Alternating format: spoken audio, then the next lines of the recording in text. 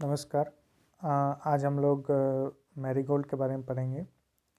उससे पहले एक सूचना है, अगर आपको वीडियो क्लियर नहीं दिख रही हो तो आप इसके सेटिंग्स में जाके क्वालिटी को इम्प्रूव कर सकते हैं। जो ऑटो पे होगा उसको 480p या 720 पे डाल सकते हैं। तो हम लोग अभी हॉर्टिकल्चर के स्पेशल फ्लोरिकल्चर सीरीज़ में आगे बढ़ रहे हैं। मैरीगोल्ड क्या है? टैगेट स्पीसीज़ है। इसमें दो टाइप के मैरीगोल्ड होते हैं, एक अफ्रीकन मैरीगोल्ड जिसको रोज ऑफ इंडीज़ भी कहते हैं, एक फ्रेंच मैरीगोल्ड। जो अफ्रीकन मैरीगोल्ड होता है वो उसका क्रोमोसोम नंबर 24 और जो फ्रेंच मैरीगोल्ड है उसका क्रोमोसोम नंबर 48। फैमिली जो है एस्ट्रेसी और ओरिजिन इसका कहाँ है? मैक्सिको। इसका जीनस है टेजट। इसमें 33 स्पीसीज़ है। ठीक है, मोस्टली दो हम लोग ज़्यादा इजीली ग्रो कर लेते हैं। कमर्शियली ग्रो कहाँ किया जाता है? कर्नाटक में, गुजरात में, Haryana, Punjab, Uttar Pradesh, West Bengal, Tamil Nadu etc. Climate and soil अब आके देखते हैं इसका।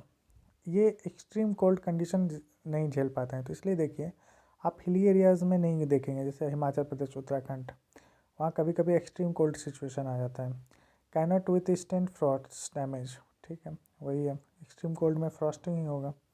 Optimum temperature 18 to 30 degree Celsius. Extreme high temperature result in reduction of flower number and size. And soil pH कितना होना चाहिए? 7 to 7.5। सेलाइन और एसिडिक सॉइल डिज़ायरेबल नहीं है। तो प्रोपेगेशन कैसे करते हैं? जनरली सीड प्रोपेगेशन करते हैं। नॉर्दर्न प्लेन्स में 3 सीजन में क्रॉप ले सकते हैं, विंटर में, समर में, रेनी में, और 2 क्रॉप ले सकते हैं हिल एरियाज़ में। क्यों 2 ही ले सकते हैं? क्योंकि एक सीज़न तो ऐसा आएगा जिसमें फ्रॉस्ट ज़्यादा होगा, तो वो सीज़न नहीं ले सकते। तो ये लॉजिक है। Ideal time for nursery raising mid September to mid October, mid February to mid March summer crop के लिए, mid June to mid July rainy season के लिए। उसके बाद वेजिटेटिव प्रोपेगेशन करते हैं। तो यंग टर्मिनल कटिंग 8 से 10 सेंटीमीटर लेंथ का, और उसको कोर्स सैंड में प्लांटेड कर देते हैं। Cutting rooted easily in mist chamber and become ready for transplanting in 3 to 4 weeks.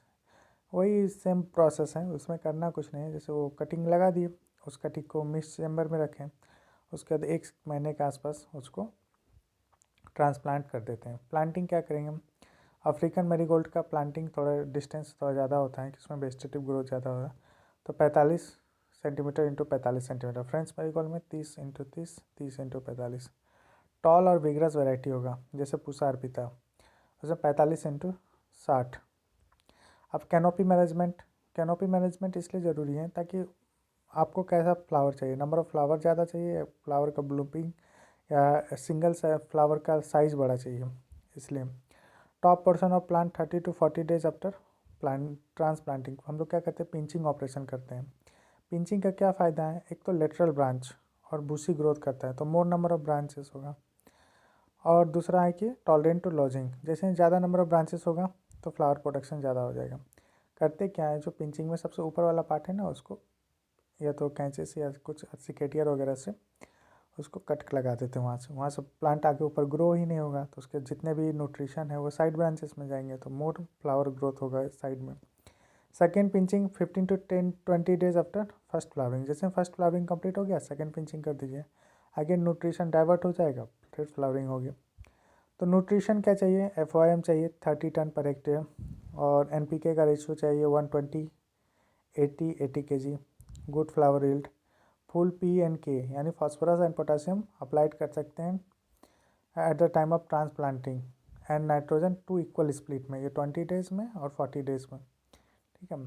पोलियर application of nitrogen urea के फॉर्म में 0.2% में, बेटर प्लांट ग्रोथ। इरिगेशन क्या करेंगे? समर में इरिगेशन हर वीक में डालेंगे, और विंटर में 10 to 12 डेज, क्योंकि विंटर में वाटर की उतना वाटर स्ट्रेस कंडीशन होता नहीं। वाटर लॉगिंग से ये हाईली ससेप्टेबल है, तो हमें क्या करना होगा? लाइट और फ्रीक्वेंट इरिगेशन। ऐसा नहीं कि पूरा फ्लडिंग वाला कर दिए और फिर उसके बाद ऐसा हो जाएगा कि ड्रेनेज प्रॉब्लम हो जाएगी। वीट कंट्रोल क्या होगा? 3 to 4 मैनुअल लीडिंग करेंगे, alachlor 2.5 to 3 kg per hectare. Disease क्या होता है? Damping off. डैम्पिंग ऑफ क्या करते हैं? कौन से स्पीसीज कॉज करते हैं? तो जनरली पाइथियम एफिनिडर्मेटम स्पीसीज होता है। पाइथियम स्पीसीज में पाइथियम एफिनिडर्मेटम होता है, या rhizoctonia solani. Pre emergence death of seedling and girdling of collar portion leading to collapse of seedling.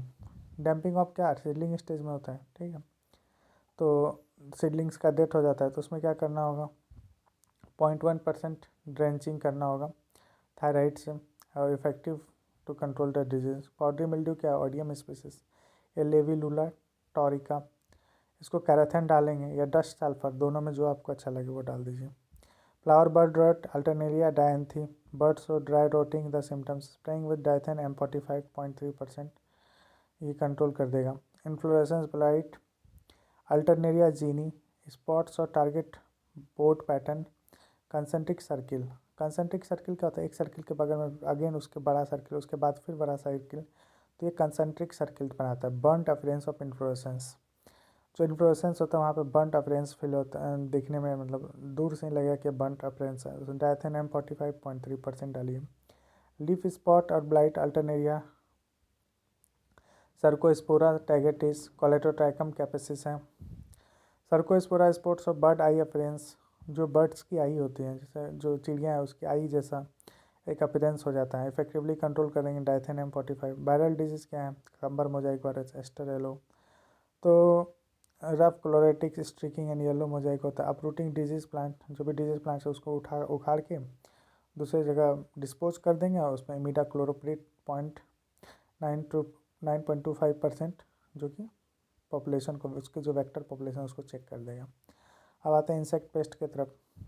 Red spider mite टेनकस species होता है। डस्टी और वेब रेफरेंस वही डाइकोफॉल, वो माइट्स को कंट्रोल करता है। Hairy caterpillar, Diacrisia obliqua, larvae chew and foliage and eat way, तो can be control by spraying Nuvan. Nuvan हम लोग यूज़ करते हैं जनरली हैरी कैटरपिलर के लिए 0.2%। लीफ हॉपर के लिए इम्पोआ सेकी फेवी। इसमें क्या होता है, लिप्स जो है वो रोल करने लगते हैं। जनरली लिप्स क्या है, फ्लैट होते हैं, उसको क्या रोलिंग होना शुरू हो जाएगा और प्लांट क्या होगा, विल्टिंग, सूखने लगेगा प्लांट। तो इसको कैसे कंट्रोल करेंगे, मेटासिस्टॉक्स 0.2%। स्लग में क्या होता है, लिप्स में फिट करता है तो इस पर मेटाल्डिहाइड 0.2%। हार्ट रोट क्या होता है, boron deficiency. Harvesting and post harvest management, देखिए मैरीगोल्ड का हार्वेस्टिंग कब करते हैं, जब वो फुली ओपन हो जाए, उसको शेड में रखते हैं, फिर उसको अकॉर्डिंग ग्रेडिंग कर देते हैं, फिर पैकेट करते हैं गनी बैग में, बम्बू बास्केट में, फिर लोकल मार्केट के लिए या फिर उसको कूल करने के लिए 2 से 3 डे कूल चैम्बर में फिर रख देते हैं। Harvesting and cleaning and storage of seed, ये मैरीगोल्ड क्या जनरली क्रॉस पॉलिनेटेड है, तो सीड प्रोडक्शन के लिए 500 मीटर और 1000 मीटर आइसोलेशन डिस्टेंस चाहिए प्योर सीड के लिए। एवरेज यील्ड होगा 100 kg seeds per hectare, 1 hectare में वो 100 kg सीड चाहिए होगा, ये 100 यील्ड होता है। Can be stored in cloth bags और पेपर बैग, जैसे भी। वैल्यू एडिशन क्या करते हैं, गार्लैंड मेकिंग, देखिए जनरली क्या होता है गार्लैंड मेकिंग में, माला बनाने में, डेकोरेटिंग हॉल, मंडप, शादी ब्याह, ये सब में काफ़ी ज़्यादा हो जाती है। पिगमेंट एक्सट्रैक्शन, ये कैरोटीनाइड का रिसोर्स है, तो इससे क्या करते हैं 80 to 90% हम लोग जेंथोफिल एक्सट्रैक्ट कर सकते हैं। कमर्शियल एक्सट्रैक्शन कहाँ किया जाता है, कोचीन और हैदराबाद में। Dried marigold petal having carotenoid are used in poultry feed. Poultry feed जो जिसका पोल्ट्री फार्म है वहाँ पे ड्राइड मैरीगोल्ड पीटल्स को हम लोग पोल्ट्री फीड में, उससे क्या होता है कि एक का कलर बढ़िया हो जाता है और जो मेजर इंसेक्ट हैं या उनके जो भी वायरल डिजीज़ वगैरह है उससे थोड़ा सा प्रोटेक्ट होता है। फ्रेंच ग्रुप, सॉरी यहाँ पे कहाँ चला गया, ये हो गया।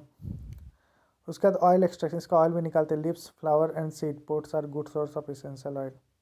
टैगट्स माइन्यूटा, जिसमें ऑयल जो है सुपीरियर क्वालिटी का और हाई रिकवरी होते हैं।